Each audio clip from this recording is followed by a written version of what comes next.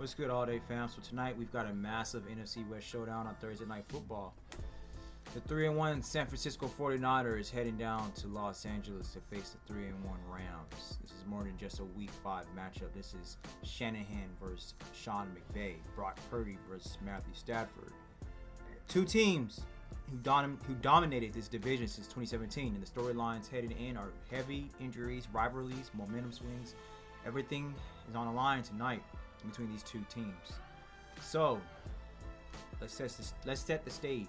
Kyle Shanahan and Sean McVay, they entered the NFC West together in 2017, both coaching under, if I'm not mistaken, John Gruden at a time. And since then, McVay and Kyle Shanahan has been coaching in NFC West together since 2017. McVay has 4 division titles. Shanahan has 3. Seattle has 1. Arizona has nada, 0. Shanahan, he leads the head-to-head with 10-7.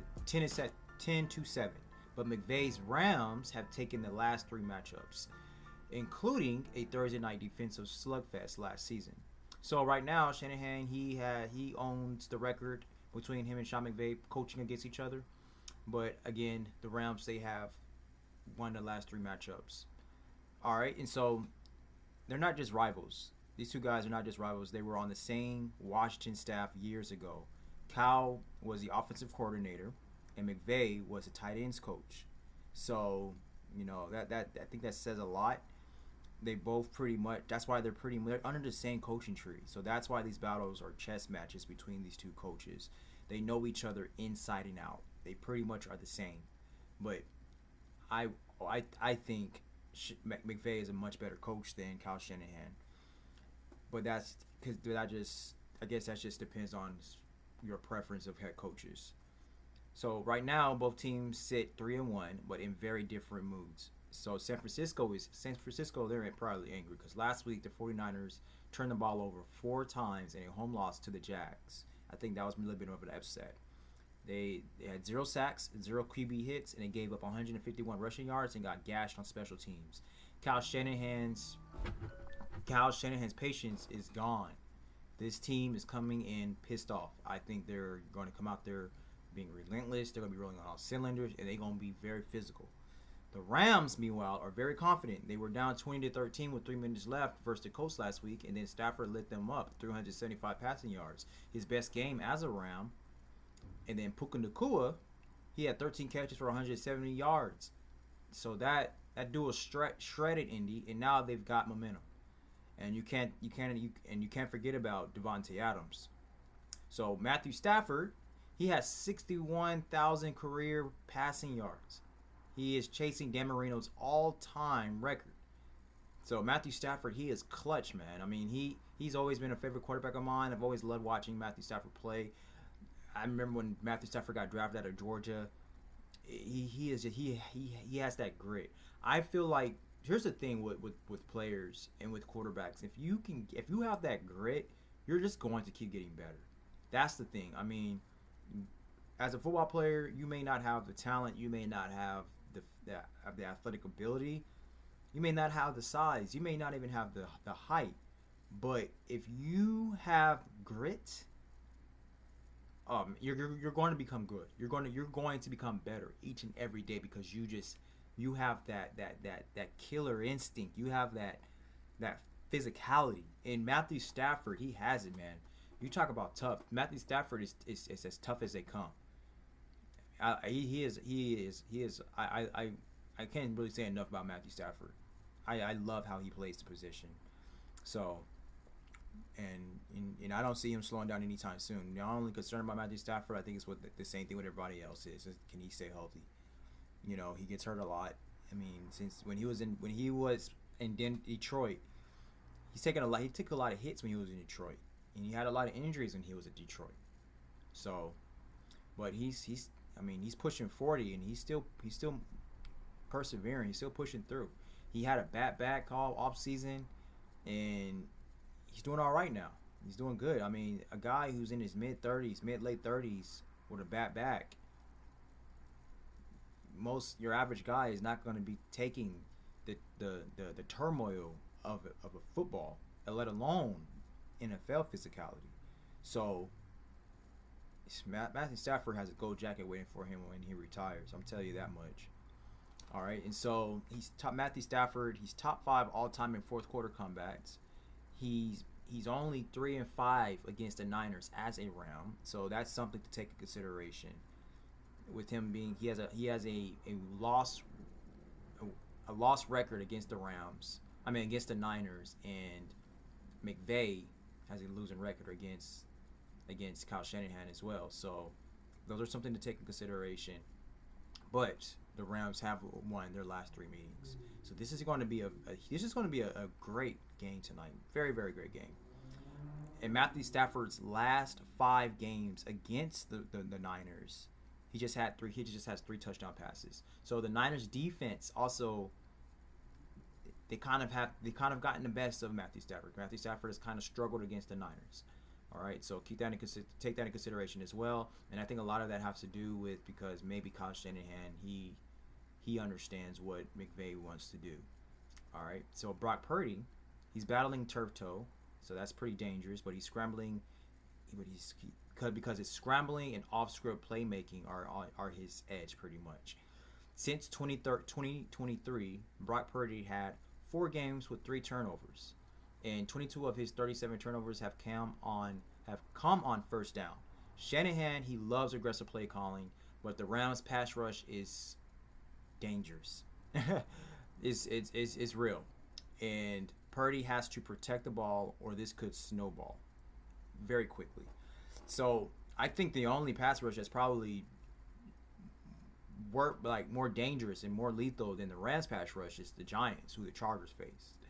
I told you all in the beginning of the season that you saw my rant when the Chargers when they lost to the Giants, but how the Giants played against us, I wasn't surprised how the Giants played against us, because I remember I told you all in the beginning that the Giants was one of my sleeping teams, that dark horse teams that I felt like was going to make a run to the playoffs. I said that multiple times. I was actually very surprised that the Giants had a losing record going against the Chargers. I was actually very surprised by that. But what made me pissed off at that Chargers and Giants game was how the Chargers played against the Giants. I wasn't even surprised that the Giants beat us. To be honest with you all, and I don't want to get off topic because this is talking about the Rams and the Niners, so I'm kind of going on a rant right now. I'm rambling, but I'm just going to say this. I actually, if I'm going to be completely honest, God is my witness, I felt like the Chargers were going to lose to the Giants, because I was saying to myself, if the Giants were to get their first win, the Chargers would be the team that the Giants could win against. And the reason why I said that was because the Chargers, I know the Chargers has weakness. And I know the Chargers' offensive line and their lack of running, their lack of commitment to running the ball was going to catch up with them. And football is about matchups. And that's one thing a lot of analysts, commentators, fans miss a lot, that football is about matchups. And that couldn't be even more true than the NFL. That's why I keep telling you all that just because a team is winless and they're going against maybe an undefeated team or a team that looks scary, there is no such thing as upsets. I hate when people say, oh, they upset. And I just said it earlier just now. But there really is no such thing as upsets when it comes to the NFL. There really isn't. And the reason why I say that, like I said, because football is about matchups. Some teams match up very, very well against other teams. It doesn't matter what the record is. And you got to take into consideration the coaches. You got to take into consideration the personnel that the team has. And you got to take into consideration if they are in the same conference, if they know each other very well. So that has a lot to do with it. And when the Chargers was facing the Giants, I was thinking in my mind, even though I had the Chargers to blow out the Giants because that's what I wanted to happen, and I'm like, it can happen if the Chargers commit to their game plan, which I thought they probably could have because they had a coach as Jim Harbaugh.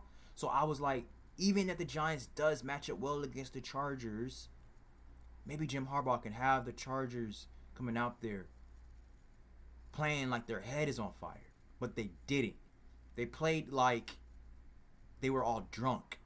Like they all went out drinking the night before at some high-class New York City bar. And that's exactly how they were playing. They were playing like they were sleepwalking. By the end of the second half, I knew we was going to lose that game. I knew it.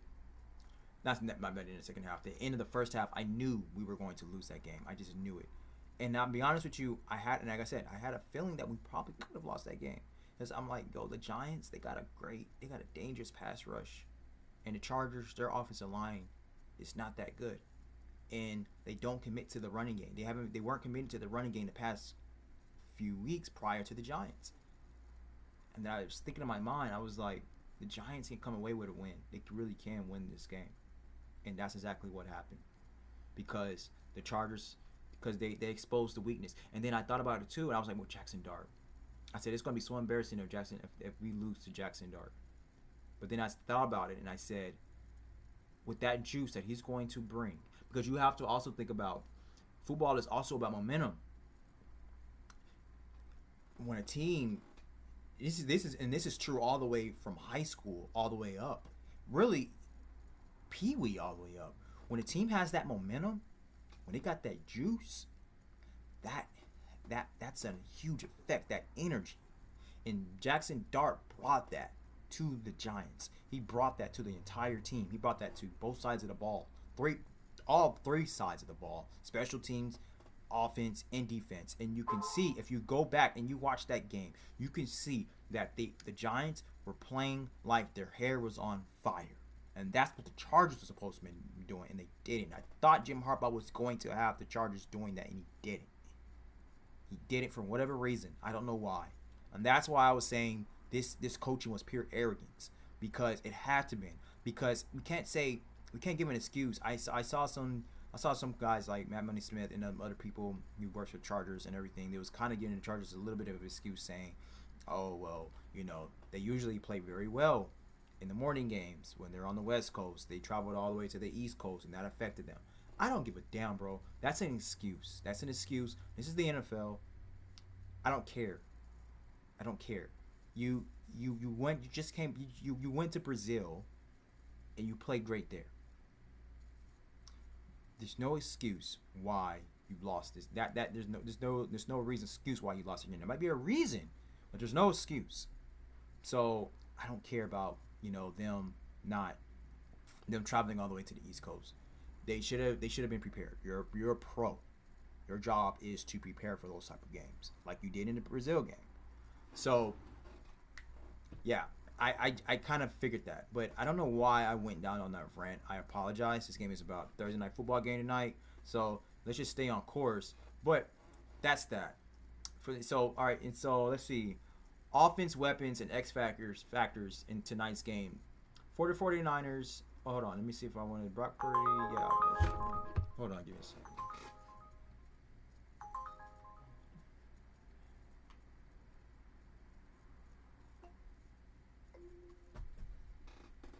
All right. So let me think of something. Let me finish up talking about Brock Purdy. Yeah, I was saying he's battling turf toe. He's scrambling off script. That can affect turf toe, can affect him because he's a scrambler. He likes to be off script. And the pass rush. Oh yeah, that's what I was talking about. I was talking about the Rams pass rush. Yeah, Purdy has to protect the ball or this could snowball. Yeah. And then so offensive weapons and X factors in tonight's game. For the 49ers, it's Christian McCaffrey or bust. He touches the ball on nearly half of San Francisco's offensive plays, over 100 touches in 4 games. That's 34% of the team's total yardage. Tonight, on a short week, he's going to be leaned on again with Brandon Ayuk, Ricky Pearsall, and Juwan Jennings, all dealing with injuries. So rookie wide receivers might be forced into action tonight for the Niners. For the Rams, it's Puka Nakua, of course, and Davante Adams. Nakua already has 42 catches and 500 plus yards already. Nakua is a dangerous wide receiver. That's crazy how many yards he has already. He's more than likely a top 5. It's hard for me to think of 5 wide receivers right now who's more productive than Puka Nakua. I know people like to think about the skill set and the talent, but like they say, your best ability is availability, and also one of the best abilities is being productive. If you are productive in the NFL, I don't care what your skill set is. I honestly don't. If you're productive, if you're amongst the best at your position and being that highly productive, it's disrespectful to not put you in the top 5. I challenge my viewers right now. What receiver is more productive than Puka Nakua right now? What receiver is more productive than Puka Nakua? I don't know. I can't think of one. He's one of the best receivers in the league right now, if not the best wide receiver in the league right now. Skill-wise, yeah, of course, Jay Jetta, Jamar Chase, Tyreek Hill, even though Tyreek Hill's hurt. Skill-wise, yes, they're better. Skillful-wise. Are they as productive? No. Right now, right this speaking, no, they aren't. I know it's not Chase's fault that I know it's not Chase's fault that Joe Burrow is out. So I understand that. But I remember that some wide receivers, no matter who their quarterback was, they are still producing. And I seen Jadre Johnson still produce no matter who his quarterback was. I saw Larry Fitzgerald producing no matter who his quarterback was. I've seen T.O. producing no matter who. Well, let me think. Well, T.O. can produce no matter who his quarterback is. Yes. I've seen. What I'm basically saying is, you're a great wide receiver. You're a great wide receiver. Doesn't matter who your quarterback is. Doesn't matter at all. Now, I'm not saying that Chase is not a great wide receiver. But what I am saying is that there's no excuse that his quarterback is out. Just no excuse. Okay? But right now, I'm not saying that Puka Nakua, period, is better than Chase or Jay Jetta. I wouldn't dare say that. Jay Jetta and Chase are Hall of Famers. So it's Nakua if he keeps at what he's doing. He has to be. But he is highly, highly, highly productive. And we gotta acknowledge that he is a top 5 wide receiver. He really is. I can't think of right now. He's the best receiver in the league. Period. He's a top 5. He's doing this. He does this every single year. He's too damn productive for me not to put him in my top 5. So I'm gonna make the argument right now that Nakua is a top 5 wide receiver. I'm just making that argument. He does too much and he's too damn productive. Now, Sean McVay, of course, does have a lot to do with that. It doesn't matter. Coaching of football matters, and coaching of football has a lot to do with a lot of players. Okay, so I'm just gonna go ahead and say it. Nakua is the best receiver in the league right now, and period, he's a top 5. Okay, so yeah, we've only seen from Wes Welker. So here's the thing: Nakua already has 42 catches and 500 plus yards. Those are his numbers, and we've only seen from Wes Welker in his first 4 games. So we've only seen that Wes Welker do something like that type of productivity in their first 4 games. And Adams, he's a red zone machine. Plus Kyron Williams, he gives balance in the running game. And this offense is extremely dangerous. So now let's talk about the defense and matchups. Here's where the game could be decided. The Rams defense is the youngest in the NFL, the lowest paid defense in the league, and they're leading the NFL in sacks with 14. Byron Young already has 5 sacks. Jarrett Verse, dangerous wide receiver, dangerous defensive player. Last year's defensive rookie of the year, and is a closer. Yes, he is. Kobe Turner wrecked the Niners line last year with 2 sacks. All 3 of those guys are dangerous defensive players. And the 49ers defense is missing Nick Bosa.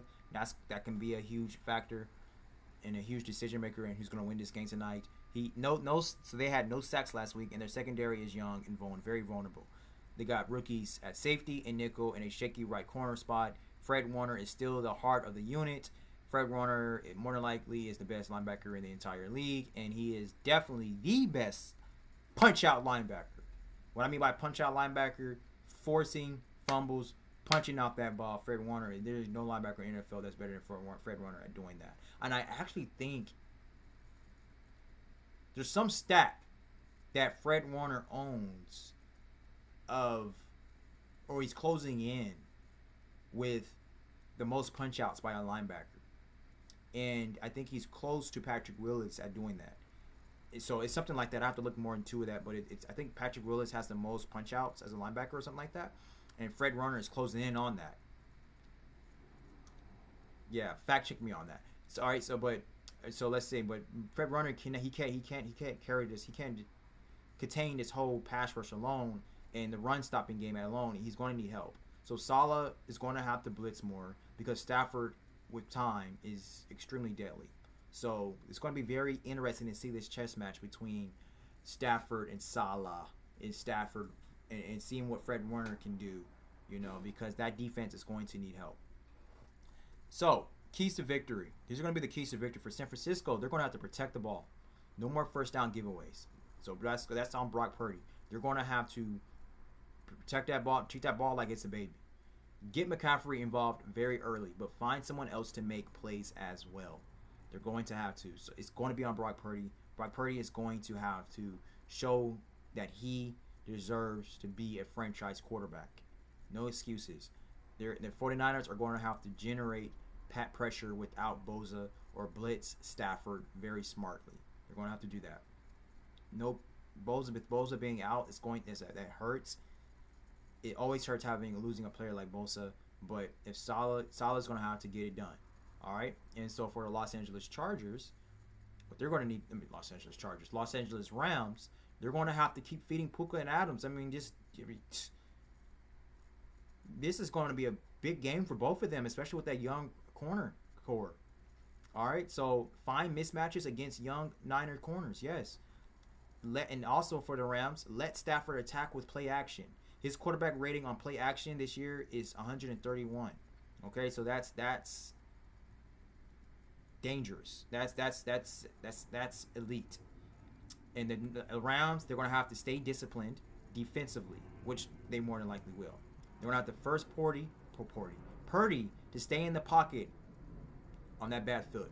If they can do that, I see this game becoming a blowout. Okay?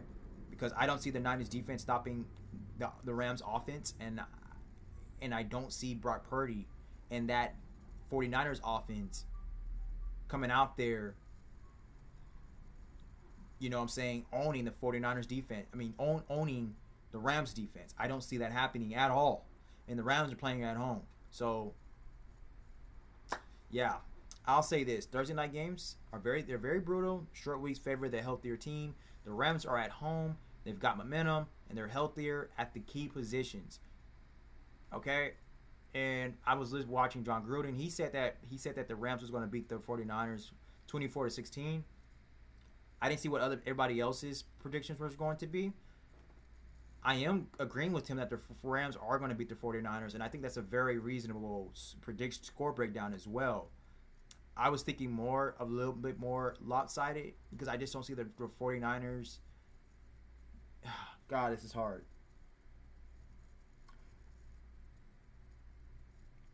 I'm going to predict a bit more of a blowout, and I wouldn't do that if the 49ers weren't once are banged up on defense. I just don't trust. I just don't think Robert Saleh is going to come out on top and win this chess match against the Rams offense tonight. And given the fact that the Rams are at home, even though both teams play very well against each other all the time, and Bosa's out, I'm thinking about giving the Rams 30 points, at least 30 points. And I'm thinking about the 49ers are going to build about 20 points. So I'm going to say 30 to 20. 30 to 20. That's my final prediction. It could be more lopsided than that, but we'll see, man.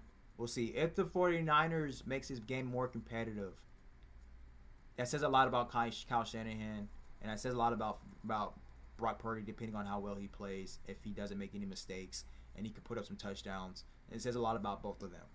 If Brock Purdy plays very, very well tonight, you will have me sold. I'll put him in my top 10 quarterbacks if he plays well tonight. Because the Rams are a very tough team to play well against, and their defense and their pass rush is relentless. And I think the only team that's probably more dangerous than them at the pass rush is the Giants. So if